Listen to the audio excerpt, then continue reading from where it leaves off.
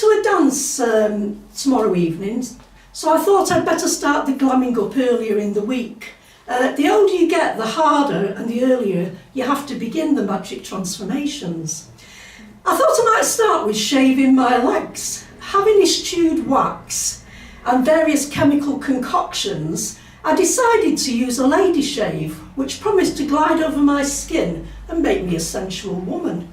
30 minutes in, after horrendous trauma, with as much blood loss as seen in a Tarantino movie, I surveyed the elastoplast festooned shins, not quite the effect I'd hoped for. Undeterred, I decided to put nail varnish on my toenails. Having been wearing boots for weeks, my toenails looked decidedly boring. Steady, I'm daring, I know.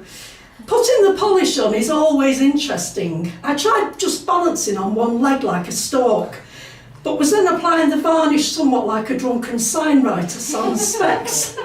So I put my delicate fairy foot on a small table, which promptly collapsed under the actual weight behind a size 7 plate of meat. I found that the pedestal in the smallest room the correct height. I carried on with the digital adornment, and then I sprayed the finished masterpiece with some fast-drying gizmo stuff. Sadly, I'd not read the instructions to use in a well-ventilated space.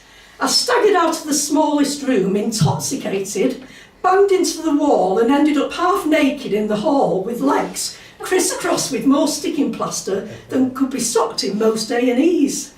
Undefeated, I reckoned I should wear boots and a long skirt for the forthcoming soiree, but thought that I could at least make my face my fortune. I thought I'd start the beautification process by using a series of face masks and exfoliating techniques. The face mask session, that went like a dream, and I marvelled at the swan that emerged. I should have left it there. Sadly, however, I had this idea that to exfoliate the skin would take me back to almost toddler status when I had removed the years of old, gnarled visage. Unable to find my reading glasses, I couldn't read the instructions on the face scrub. Still, this was straightforward. I'd done this sort of thing before. Indeed, it was a scrub like no other, that's for sure.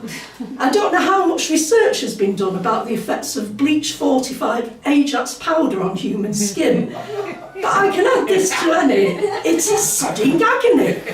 However, no pain, no gain, and the emerging skin is like a sapling against an old oak. I will go to the ball. Thank you.